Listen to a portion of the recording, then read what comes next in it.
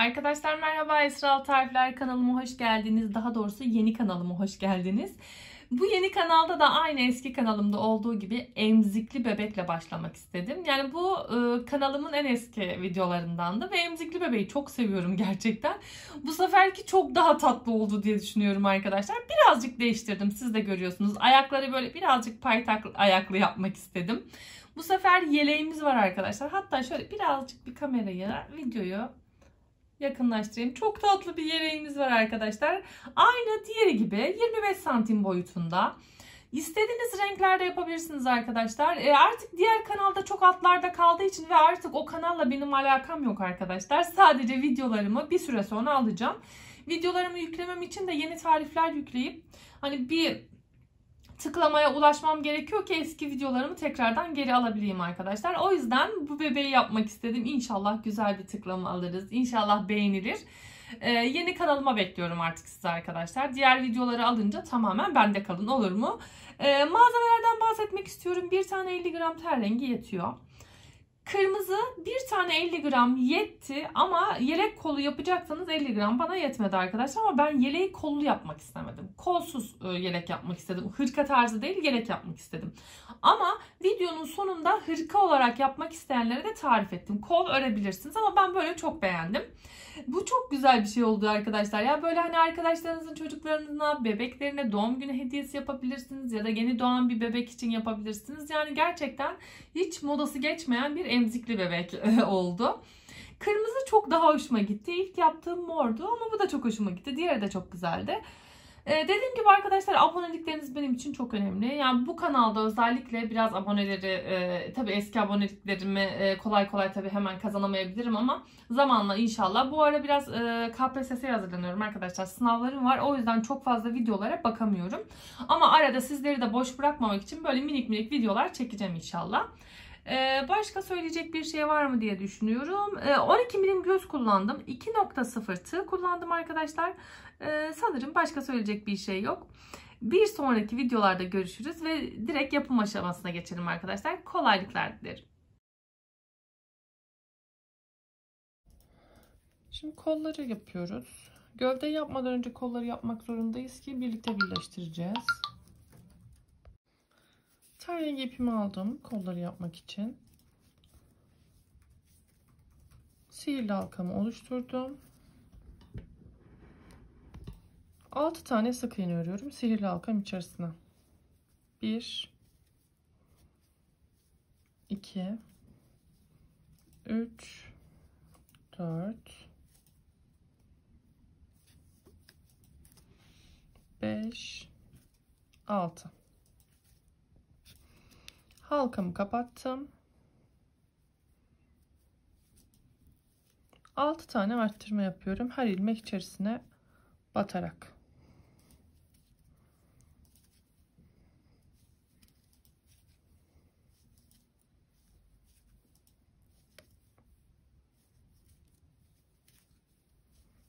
Üçüncü arttırmam, dördüncü arttırmam, beşinci arttırmam, altıncı arttırmam.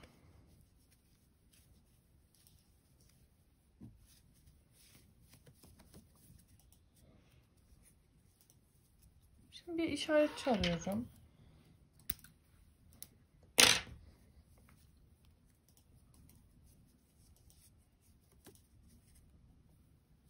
Bir sık iğne, bir arttırma,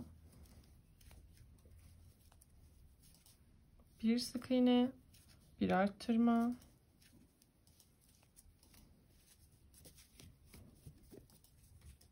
bir sık iğne, bir arttırma, bir sık iğne, bir arttırma, bir sık iğne, bir arttırma,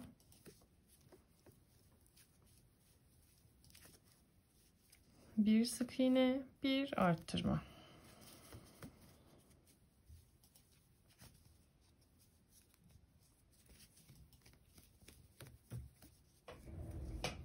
Şimdi 3 sıra boyunca düz örüyoruz arkadaşlar. 3 sıra. 3 3 sıra boyunca 18 adet sık iğne ördük. Şimdi hemen devam ediyoruz. Şimdi bir tane azaltma yaptım. Bir tane daha azaltma yaptım. Ve kalan ilmekleri düz örüyorum.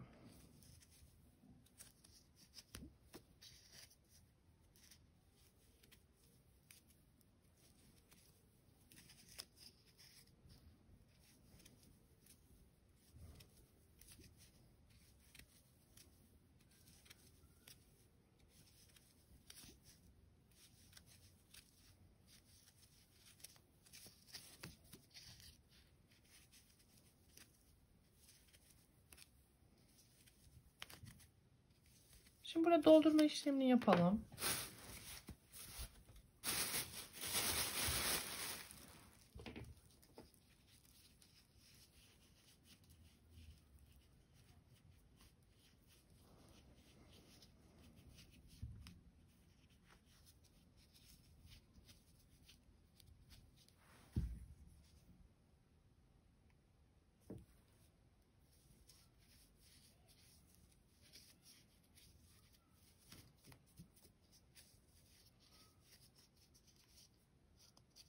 Şimdi burada arkadaşlar son ilmeği söküyorum. Burada ip değiştireceğim.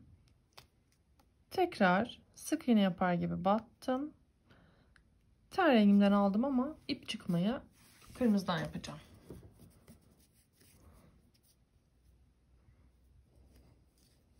Şimdi burada ilmeğin arka lobundan öreceğiz. 1 2 3 4 5 6 7 8 9 10 11 12 13 14 15 16. Ten rengi ipini kestim ve diğer kırmızıya bağlıyorum.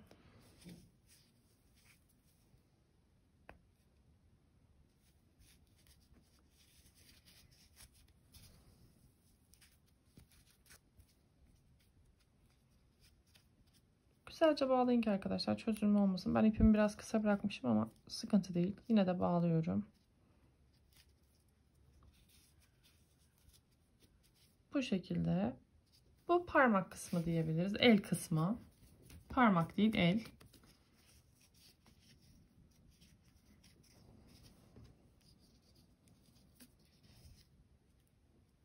Şimdi arkadaşlar 5 sıra kadar düz örüyoruz. Evet, şimdi devam ediyoruz. 5 ya da 6 sıra düz örebilirsiniz arkadaşlar. Fark etmiyor burada. 5, 6. Ben kaç ördüm? 5 sıra ördüm. Kolun biraz daha uzun olmasını istiyorsanız burada biraz uzun yapabilirsiniz. Hani benimkini gördünüz, daha kısa geldi diyorsanız. Şimdi 1, 2 sık iğne örüyorum. 3. sık iğnemi örüyorum.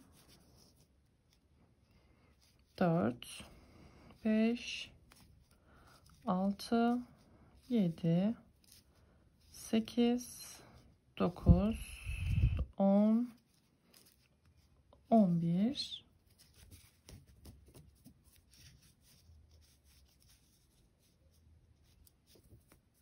ya da şöyle 10 tane sık iğne yaptım. Bir tane azaltma yapıyorum. Kalan ilmekleri düz örüyorum. 1, 2, 3 ve 4.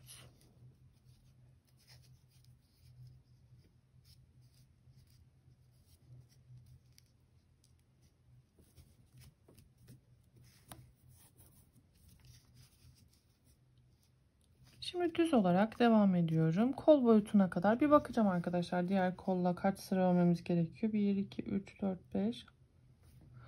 Şimdi 9 sıra kadar düz örüyoruz ve artık kolu bitireceğiz. Diğer kolu öreceğiz arkadaşlar ama ipi kesmeden önce birleştirme kısmını göstereceğim. Şimdi 9 sıra örelim.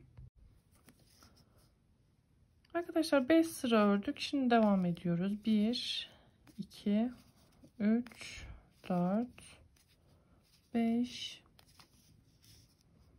6, 7, 8, 9, 10. Bir tane azalttım.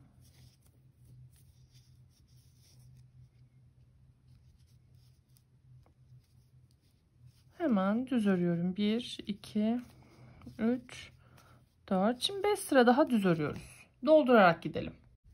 Arkadaşlar 5 sıra daha ördük ve şimdi yine bir azaltma daha yapıp artık kolu son örmeleriyle bitireceğiz. Şimdi 11 tane sık iğne örüyorum. 1, 2, 3, 4, 5, 6, 7, 8, 9, 10, 11 tane sık iğne ördüm ve bir tane azaltma yapıyorum.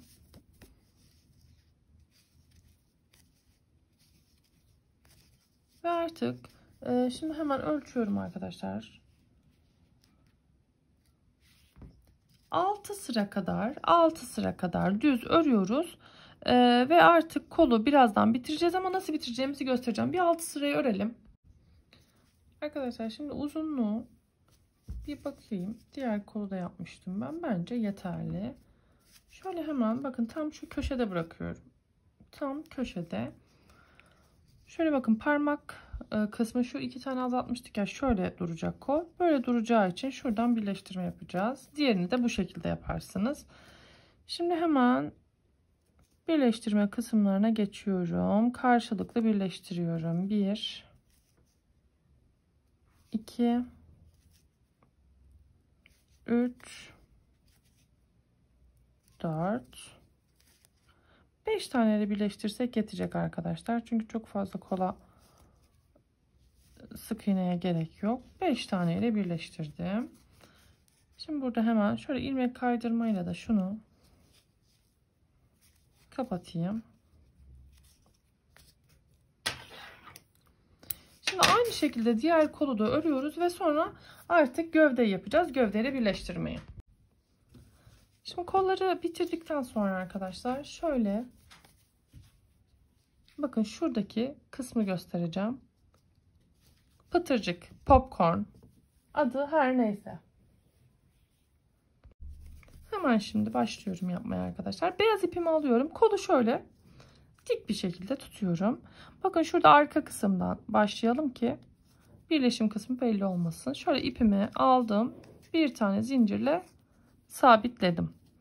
Şimdi içerisine blok olan kısımda arkadaşlar, flok olan kısımda şöyle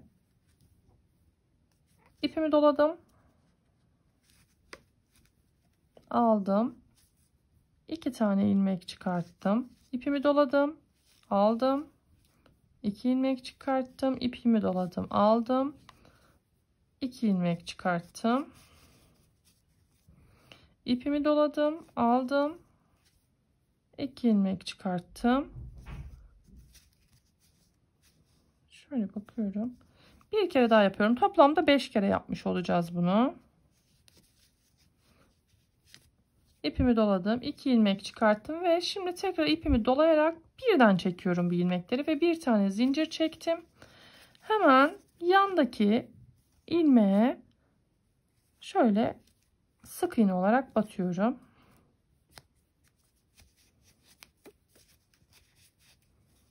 Şimdi yine ipimi doladım. Hemen yandakine, bir yandakine 2 ilmek çıkarttım. İpimi doladım. Battım. 2 ilmek çıkarttım. İpimi doladım. Battım. 2 ilmek çıkarttım. Bu 3 oldu. 5 kere yapıyoruz. 4 de yapabilirsiniz daha küçük istiyorsanız. Hiç fark etmez. İpimi doladım. Battım. Ve bir daha bu şekilde ipimi doladım ve bir zincir çektim.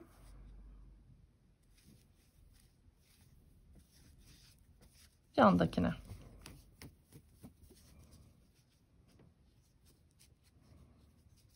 Yani şöyle de olabilir. Bakın şöyle daha iyi. Yukarı değil de aşağıya doğru. Şimdi yine ipimi doladım. Hemen yandaki ilmeğe battım. İpimi doladım, battım.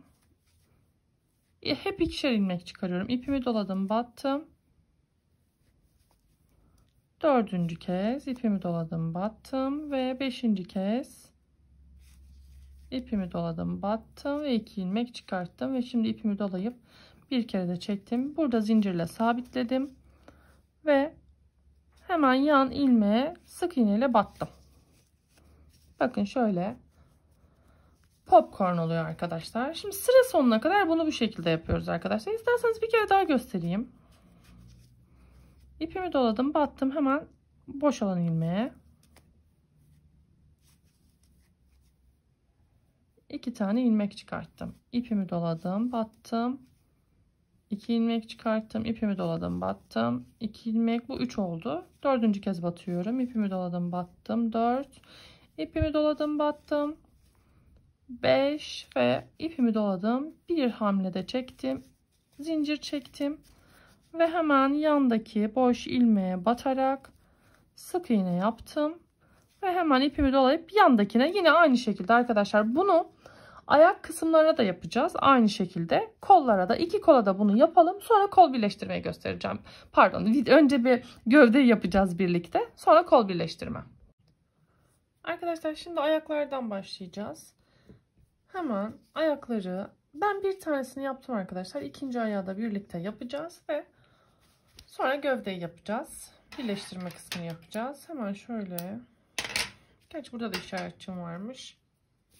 2.0 tığ kullanıyorum arkadaşlar. Sizler 2.5 da kullanabilirsiniz ama 2.0 her zaman idealdir. Yani ben her zaman 2.0 2 numara tığ kullanıyorum. Şimdi ten rengimi aldım. 8 tane zincir çekiyorum. 1, 2, 3, 4, 5, 6, 7, 8. Eğer ki arkadaşlar ip numaralarını, markalarını merak ediyorsanız bana Instagram'dan, Esral Tarifler'den ya da YouTube kanalından yazın. Ben size bilgi vereceğim. Ama elinizde olan herhangi bir ipi kullanabilirsiniz. Hiç sıkıntı değil.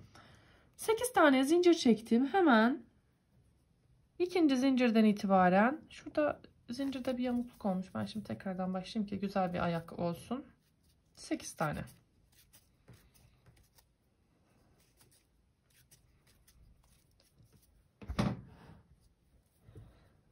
Şimdi 8 tane zincirimi çektim. Hemen ikinci zincirimden itibaren 1, 2,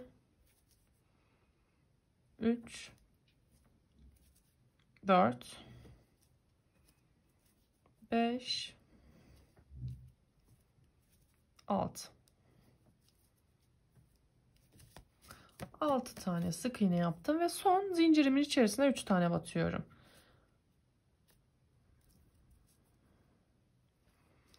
Birinciyi battım. Yani arttırma olarak yapıyorum ama 3 tane. 1, 2 ve 3. Bakın zaten şöyle karşı kısma geçmiş olduk.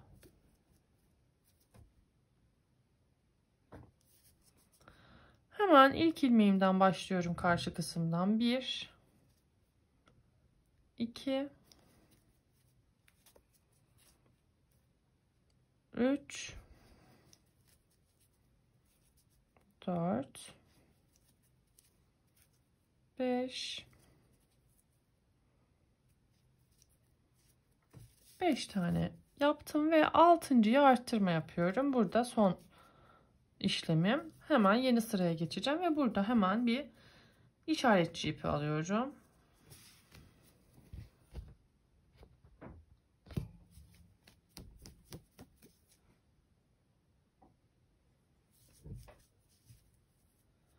Şimdi hemen ilk ilmeğime bir tane arttırma yapıyorum.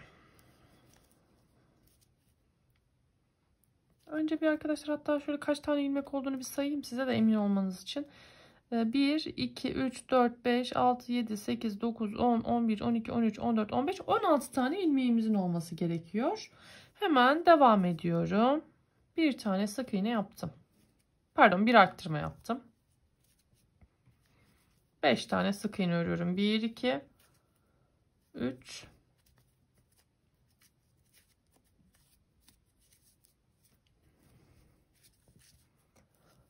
4 ve 5. 3 tane arttırma yapıyorum. Birinci arttırma. Şöyle kadrajdan çıkmamaya özen göstereyim. Bazen unutuyorum, böyle kadrajdan çıkıyorum. İkinci arttırma, ama sessiz söylediğim için arkadaşlar siz söylediğimi yapın. Üçüncü arttırma. 3 tane arttırmamı yaptım. 5 tane sık iğne örüyorum. 1 2 3 4 ve 5. 5 tane sık iğnemi ördüm. Sonda 2 tane sık iğnem kaldı. Onu da arttırıyorum.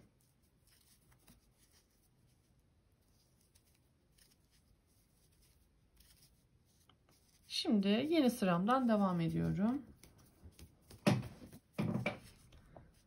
Şimdi bir sık iğne, bir arttırma.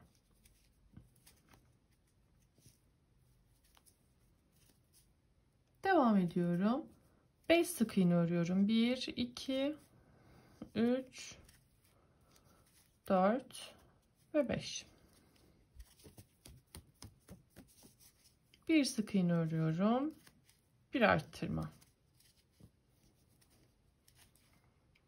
Bir sık iğne, bir arttırma. Bir sık iğne, bir arttırma.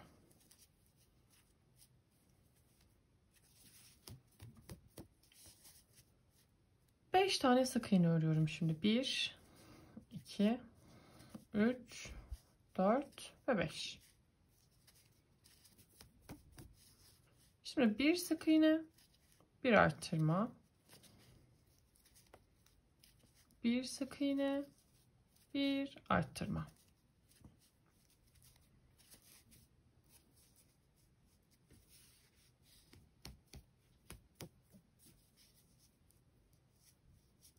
Şimdi arkadaşlar 3 sıra boyunca arttırma yapmadan dümdüz örüyoruz. 3 sıra düz ördük. Şimdi devam ediyoruz. Düz örmeye. Şimdi 1 2 3 4 5 6 7. Şimdi 7 tane sık iğne ördüm ve azaltma yapıyorum. Birinci azaltmam, ikinci azaltmam,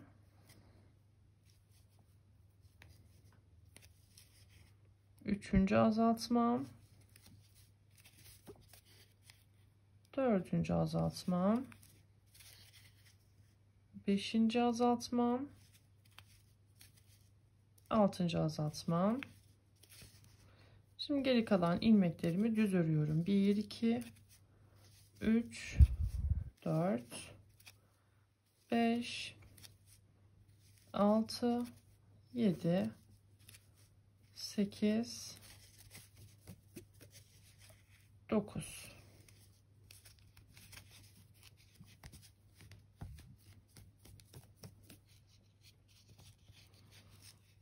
Şimdi 2 tane sık iğne örüyorum. 1 2 bir azaltma yapıyorum. 2 sık iğne örüyorum. 1 2 4 tane azaltma yapıyorum. Birinci azaltma, ikinci azaltma, üçüncü azaltma, dördüncü azaltmam. Şimdi birazdan doldurma işlemi yapacağız arkadaşlar. Dördüncü azaltmamı yaptım ve 2 tane sık iğne örüyorum. 1 2 ve bir tane azaltıyorum ve kalan ilmeklerimi düz örüyorum. 1 2 3 4. Şimdi şurayı dolduralım.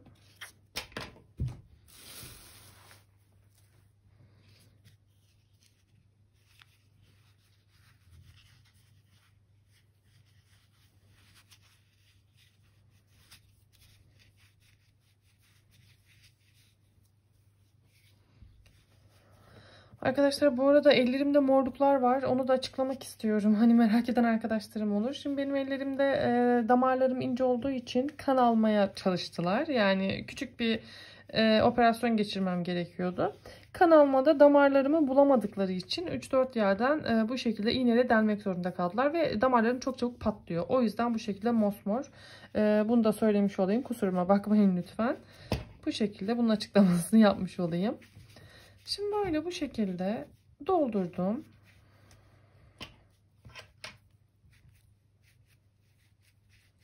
Devam ediyorum.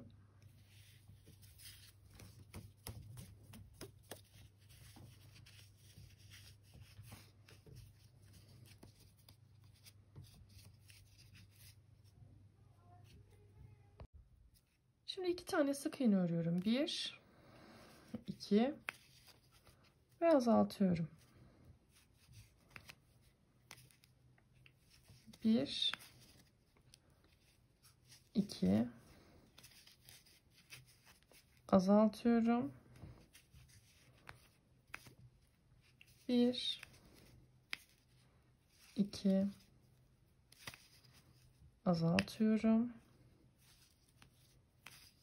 1, 2 ve azaltıyorum.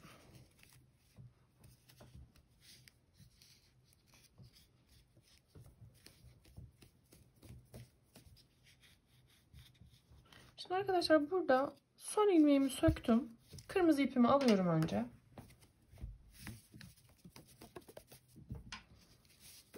Şimdi azaltmayı sökmüştüm. Tekrar azaltma olarak aldım. Ten rengi ipimden ipimi geçirdim ve son ip çekmeme kırmızıdan yapıyorum. Bu şekilde ip değiştirmiş oluyoruz. Hemen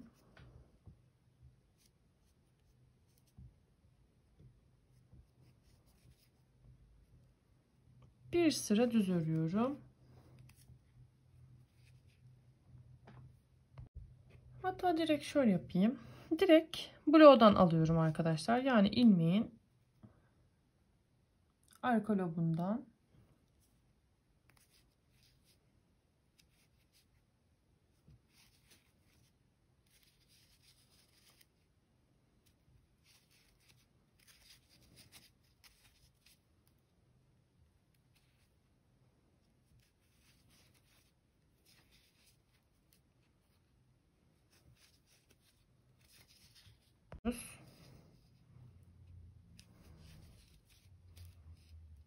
toplamda 12 adet sık iğnemiz var. Ten rengi ipimi kesiyorum.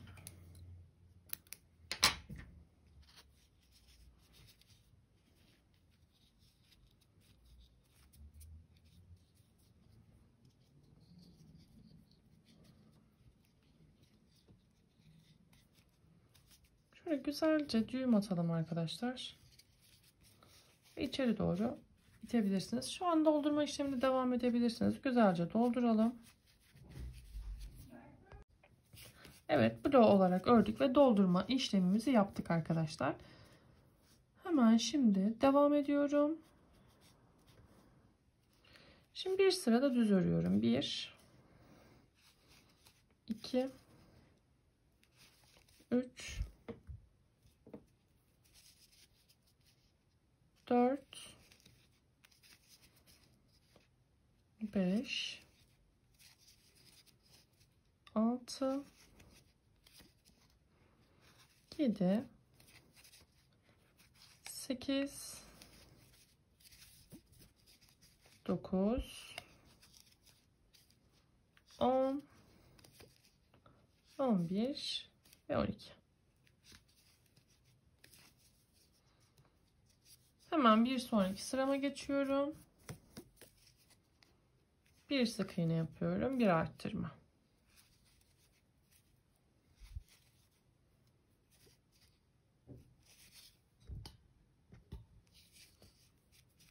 Bu sırayı bir sık iğne, bir arttırma olarak yapıyorum.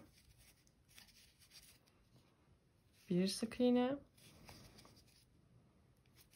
bir arttırma, bir sık iğne,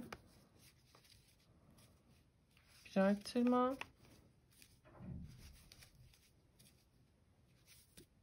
Bir sık iğne, bir arttırma, bir sık iğne, bir arttırma. Devam ediyorum.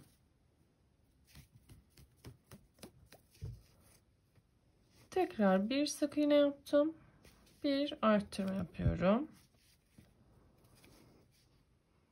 Şimdi 2 sık iğne, bir arttırma yapıyorum. 1 2 arttırıyorum. 4 kere daha tekrarlıyorum. 1 2 arttırıyorum. 3 kere daha. 1 2 arttırıyorum. 2 kere daha. 1 2 arttırıyorum. Ve bir kere daha. 1 2 ve arttırıyorum. Ve bir tane sık iğnem kaldı. Onu da düz örüyorum. Bu sırada ne yaptık? Tekrarlayayım. Bir sık iğne yaptık, bir arttırma. Sonra 2 sık iğne, bir arttırmayı 5 kere tekrarladık ve sonda bir tane sık iğne yaptık arkadaşlar. Ve bir sıra düz örüyorum. 1 2 3 4 5 6 7 8 9 10 11 12 13 14 15 16 17 18 19 20 21 22 23 ve 24. Şimdi şu işaretçiyi aldım arkadaşlar. Hatta benimki burada dursun çünkü benim ikinci ayağım olduğu için sizler için gösteriyorum. Şimdi 8 tane sık iğne örüyorsunuz. 1 2 ama önce bir bakacağız. 3 4 5 6 şöyle tam yana denk gelmesi gerekiyor arkadaşlar. Yani şöyle tam yanda birleştireceğimiz kısımda bakın benim mesela 6 tane yetti. Sizin buraya gelmesi için 7 tane 8 tane gerekiyorsa burada şimdi ipi kesiyorsunuz. Şöyle ilmek kaydırma yapıyorsunuz ve ipinizi kesiyorsunuz. Aynı ayaktan bir tane daha örüyorsunuz arkadaşlar. Ama bu 8 tane sık iğneyi yapmadan 24 sık iğne ördük ya az önce şurada. Şurada bırakın, birleştirince göstereceğim ben. Evet arkadaşlar, şimdi devam ediyorum. Şimdi bakın ikinciyi ördüm. Şimdi birinciyi burada kesmiştim ya yanda arkadaşlar. Şimdi ikinci için de şu yana kadar ben gitmek zorundayım. Şöyle devam ediyorum. İkinciden sonra da 1 2 ama siz solak değilseniz arkadaşlar, sağla örüyorsanız siz ona göre, elinize göre ayarlamak zorundasınız. Şimdi ben diğer birleştireceğim kısma kadar düz örüyorum. Sizin direkt orada bittiyse arkadaşlar, yani şöyle birleştireceğiniz yere geldiyse örmeyin bu düz kısmı. Ben solak olduğum için mecbur öreceğim. Şimdi siz şurada bırakıp, mesela siz şurada ya, tığ eliniz burada ya, siz hemen buna birleştireceksiniz. Ona göre ayarlayın arkadaşlar. İki ayağı da ona göre ayarlayın. Burada maalesef bu konuda böyle bir sıkıntı yaşıyoruz ama çok fazla sıkıntı olduğunu düşünmüyorum. O kadar çok öğren oldu ki arkadaşlar bütün videolarımdan. Tek derdimiz bu olsun. Tek sıkıntımız bu olsun. Şimdi bakın tam yan kısmına geldim. 5 tane zincir çekeceğim. Tam yan kısmındayım. 1 2 3 4 ve 5.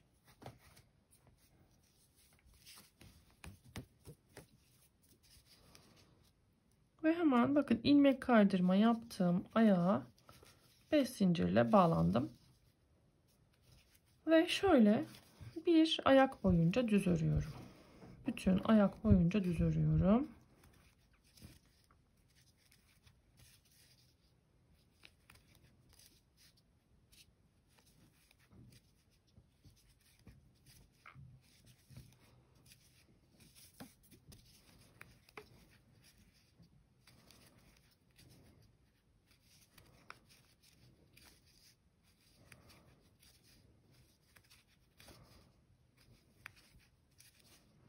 Devam ediyorum.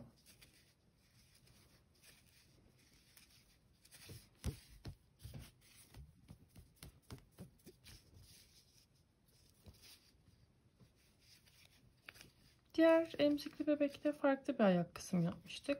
Bu da birazcık daha farklı olsun. Ama isterseniz orada ayaklarına da şöyle popcorn olarak, pıtırcık olarak yapabiliriz. Şimdi hemen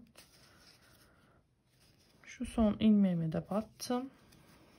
Ve zincir üzerine 5 tane zincirim var. 5 zincir üzerine şöyle batıyorum. Birinci zincirime battım.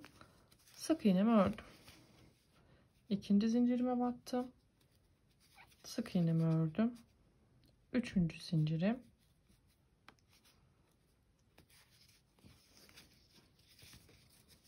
Dördüncü zincirime batıyorum. Beşinci zincirim.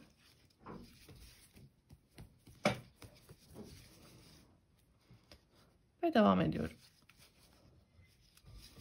1 2 3 4 5 Diğer zincir kısmına kadar devam ediyorum. Saymaya gerek yok.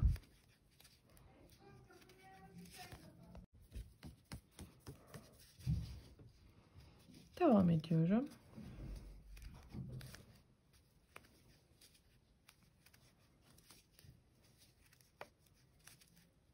Zincir kısmına kadar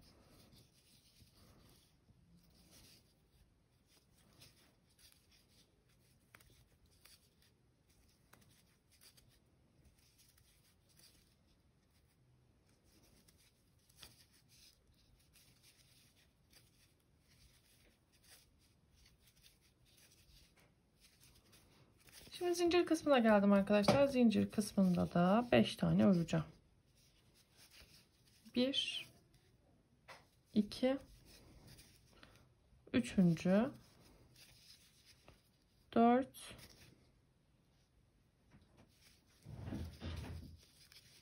ve 5. Burada artık işaretçimi alıyorum.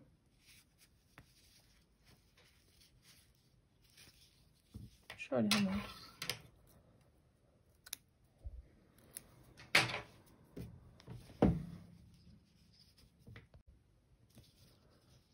şimdi arkadaşlar bir sıra boyunca düz örüyoruz. Evet arkadaşlar, şimdi bir sıra düz ördük. Hemen devam ediyorum yeni sıramdan. Şimdi bir tane sık iğne örüyorum. 1 2 3 4 5 6 7 8 9 10 11 12 13 14 15 16 17 ve 18. Tam arka ortaya geldik bacakta ve bir arttırma yapıyorum.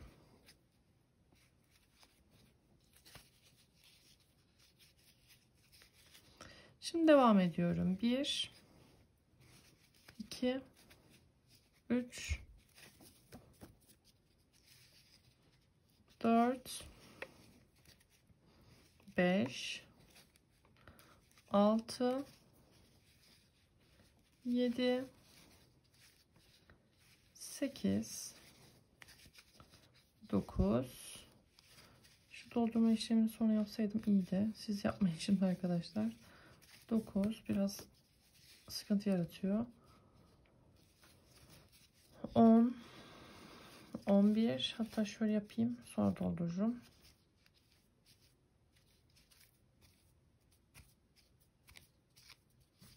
11 tane ördüm. 12 11 12 13 14 15 16 17, 18, 19, 20, 21, 22, 23, 24, 25, 26, 27, 28 tane ördüm. Bu sefer de ön ortadan arttırma yaptım.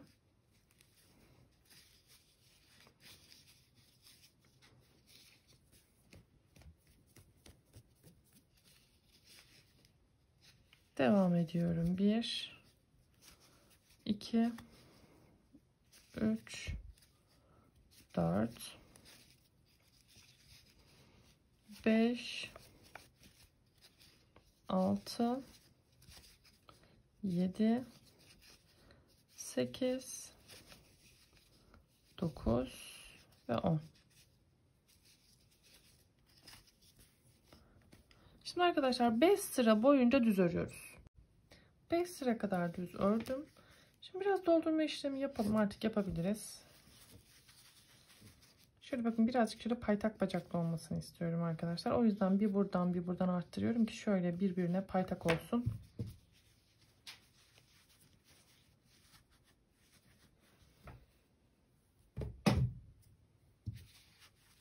Yine de çok aşırı doldurmayın çünkü elyaflar ördüğüm zaman geldiğinde ben çok sinir oluyorum arkadaşlar. Siz de olmayın.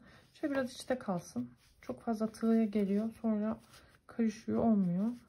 Şöyle şu kısmını doldursanız yetecektir. Şu yukarı çıkmasın.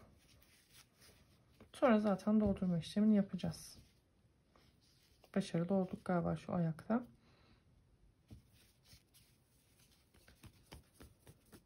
Tam 5 sıra ördük. 1, 2, 3, 4, 5. Hemen bir sonraki sırama geçiyorum. Şimdi devam ediyorum örmeye. 1, 2, 3, 4, 5, 6, 7, 8, 9, 10, 11,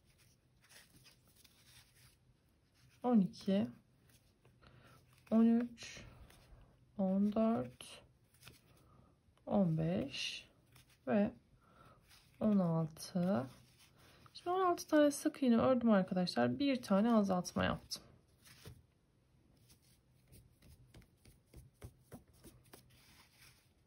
Devam ediyorum. 1, 2, azaltıyorum.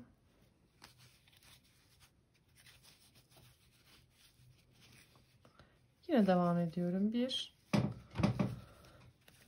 2, 3, 4, 5, 6, 7, 8, 9, 10, 11, 12, 13, 14, 15, 16, 17, 18, 19, 20, 21, 22, 23 ve azaltıyorum. 23 tane sık iğne yaptım ve bir tane azalttım. Şimdi 2 tane sık iğne örüyorum. 1, 2, azaltıyorum. Kalan ilmeklerimi düz örüyorum. 1, 2, 3, 4, 5, 6, 7, 8. Şimdi 2 sıra boyunca düz örüyoruz. Devam ediyorum. Arkadaşlar 2 sıra düz ördüm. Şimdi hemen bir sonraki sırama geçiyorum. 1 2 3 4 5 6 7 8 9 10 11 12 13 14 15 ve bir azaltma. Devam ediyorum. 1 2 azaltıyorum.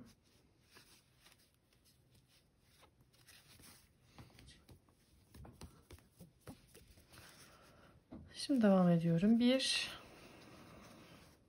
2 3 4 5 6 7 8 9 10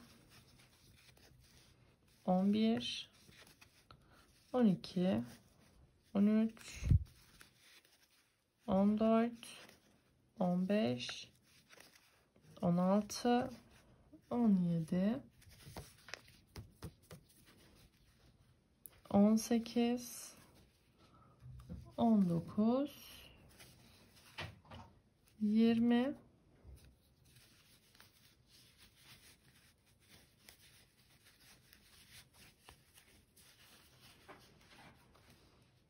20 tane ördüm. Bir bakıyorum hemen. Buradan mıydı diye azaltmam. Şimdi bir tane daha örüyorum arkadaşlar. Ve bir azaltma yapıyorum. 2 sık iğne, 1 2 azaltma yapıyorum. Kalan ilmekleri düz örüyorum. 1 2 3 4 5 6 ve 7. Şimdi 2 sıra boyunca düz örüyoruz. Evet, 2 sıra düz ördük. Şimdi hemen yeni sırama geçiyorum.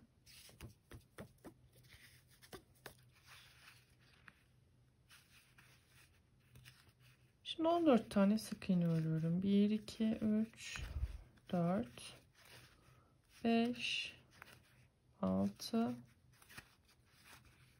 7 8 9 yine doldurdum. Bak yine böyle oldu.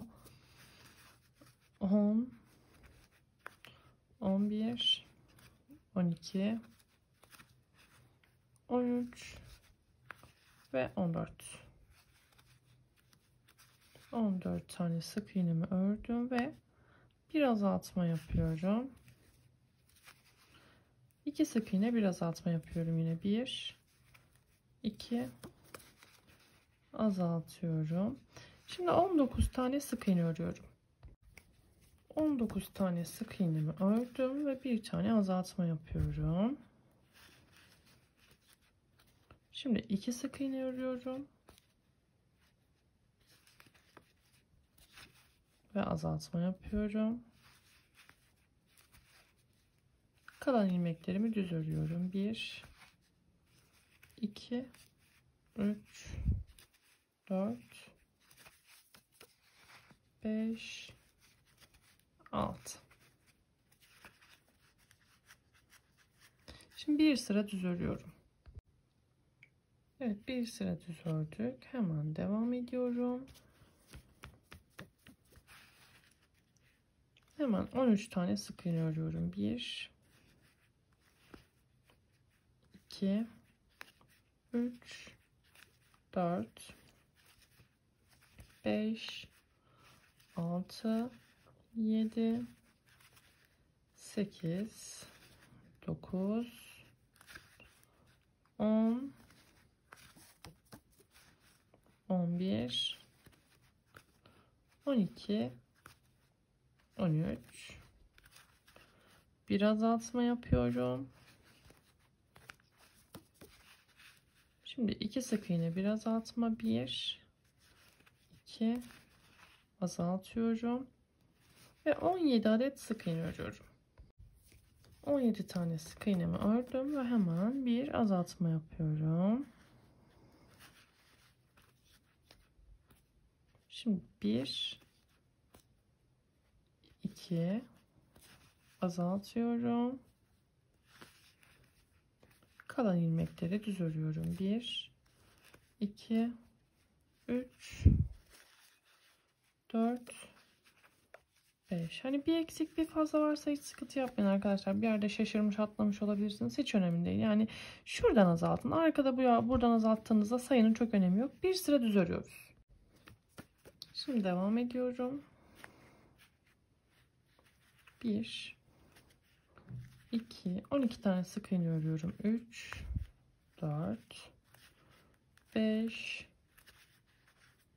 6, 7, 8, 9, 10, 11 ve 12. 12 tane sık iğnemi ördüm ve azaltma yapıyorum. Bir sık iğne, pardon, 2 sık iğne yapıyorum. 1, 2 ve azaltıyorum.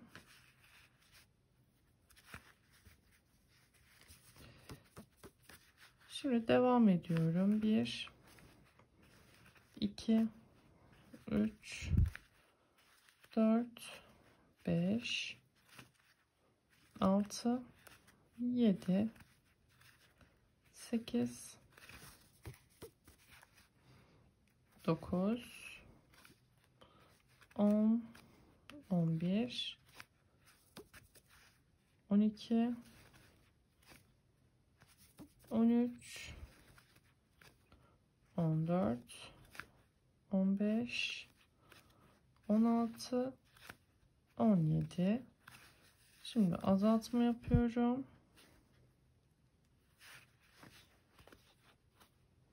1, 2, bir azaltıyorum ve 2 tane sık iğne örüyorum. 1 ve 2. Şimdi bir sıra düz örüyorum. Evet, şimdi devam ediyorum. Bir sıra düz ördük. 1, 2, 3, 4, 5, 6, 7, 8, 9, 10, 11. Bir azaltma yapıyorum. Ve devam ediyorum. 1, 2 ve bir azaltma. Örmeye devam ediyorum. 1, 2, 3, 4,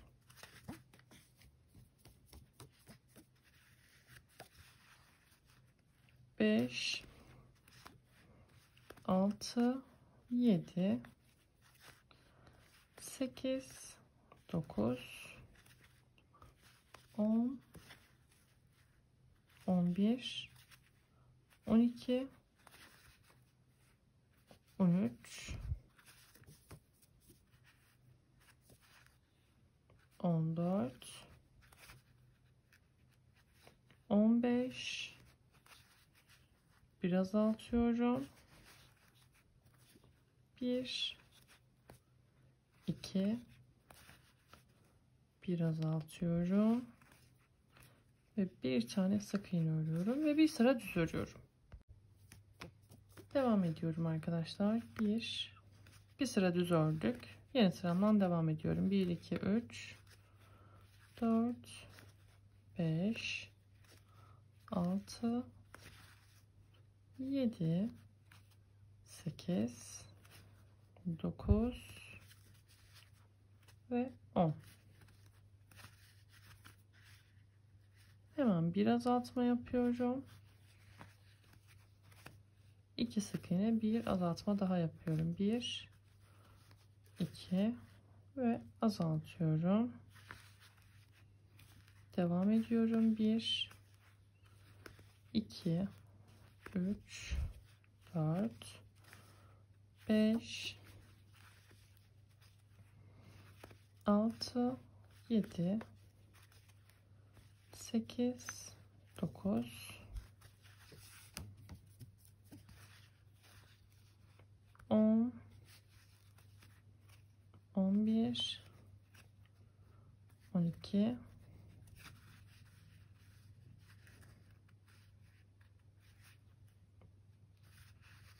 'şöyle bakıyorum.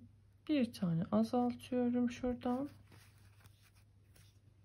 1, 2, bir azaltma yaptım ve bir tane sık iğne örüyorum. Bir sıra düz örelim. Evet, yeni sırama geçtim. Artık yavaşça sona doğru yaklaşıyoruz gövdede arkadaşlar. Birazdan kollara ekleyeceğiz. 2, 3, 4, 5, 6, 7, 8, 9 ve bir azaltma yapıyorum. 1, 2, bir azaltma yapıyorum.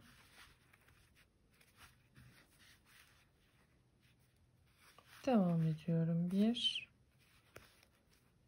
2, 3, 4, 5, 6, 7,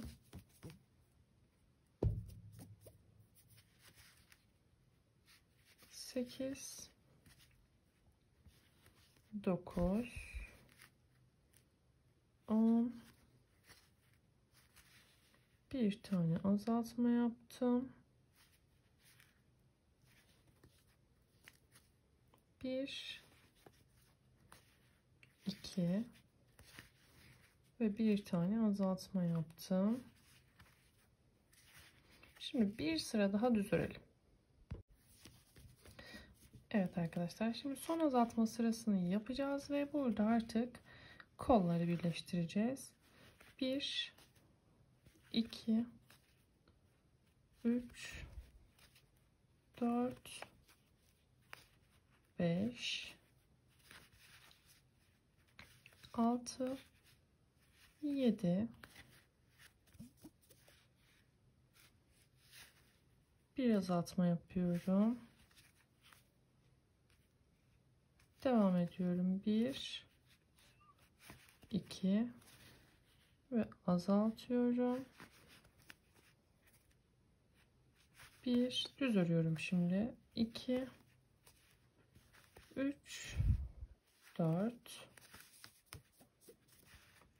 5, 6, 7,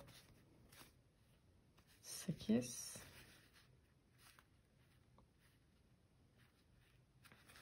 1 azalttım.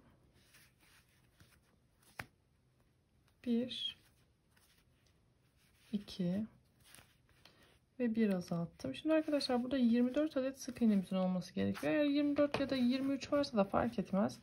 Bir azaltma yapmayabilirsiniz. 1, 2, 3, 4, 5, 6, 7, 8, 9, 10, 11, 12, 13, 14, 15, 16, 17, 18, 19, 20, 21, 22, 23. Tekrar sayacağım yanlış mı oldu diye. Eğer öyleyse son azaltmayı ben de yapmayacağım. 1, 2, 3, 4, 5, 6, 7, 8, 9, 10, 11, 12, 13, 14, 15, 16, 17, 18, 19, 20, 21, 22, 23 olmuş arkadaşlar. Son azaltmayı yapmıyorum. 24 tane kalması gerekiyor.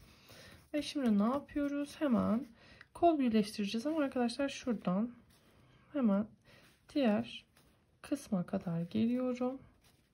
Düz örüyorum arkadaşlar. Burada 24 tane sık iğnem oldu. Düz örüyorum.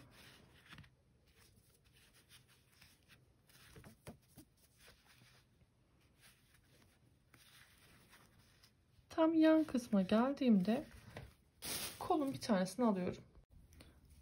Evet arkadaşlar, şimdi artık gövdeyle kolları birleştirme yerine geldik. Hemen şöyle gövdede ilk kolu birleştireceğiniz kısma, yan kısma doğru şöyle arkadaşlar gelip kendiniz ayarlayacaksınız. Bakın şöyle bir bakayım hangisi daha iyi olur diye buraya. Bakın şöyle tutacağız. Burası bu yan diyeceğiz. Burası bu yan olarak bu ayarlamayı kendimiz yapacağız.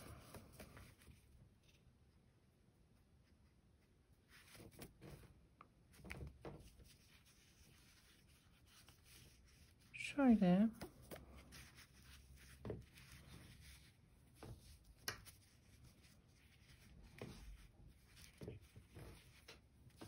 düşmeseydi iyiydi tabi.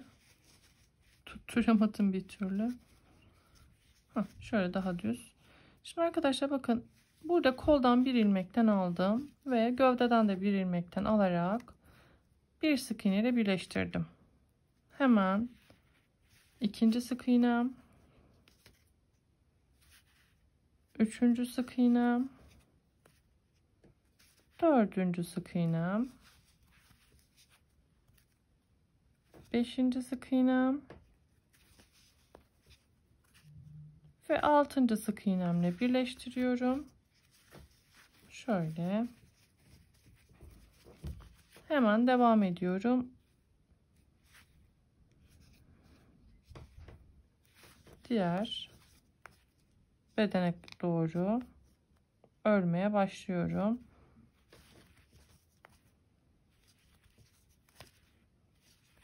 Şimdi 3 tane ördüm, bir bakacağım.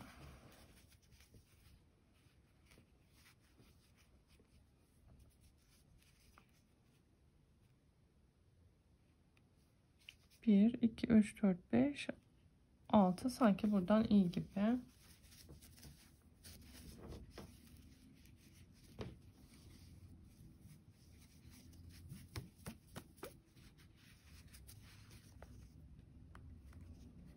Devam ediyorum arkadaşlar. Şimdi önce kolu aldım ve bedenden, koldan birer tane birleştiriyorum. 1 2. Çok böyle arkaya gidiyorsa arkadaşlar tam ortada bir tane ilmek atlayıp 5 taneyle birleştirebilirsiniz. Bu hiç önemli değil. Önemli olan burada kolun birleşiyor olması. Şöyle yine 6 taneyle. Dediğim gibi siz 5 taneyle yapabilirsiniz. Hani bir baş bir son birleşsin arkadaşlar, çirkin durmaması açısından. Yani şu başla şu sondaki ilmek birleşsin. Gerisi aslında çok fazla önemli değil. Ortadan atlama yapabiliriz.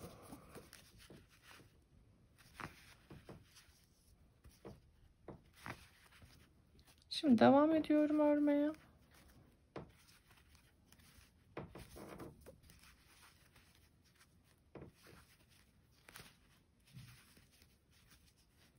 Şimdi 2 sıra boyunca 24 adet sık iğnemiz var arkadaşlar.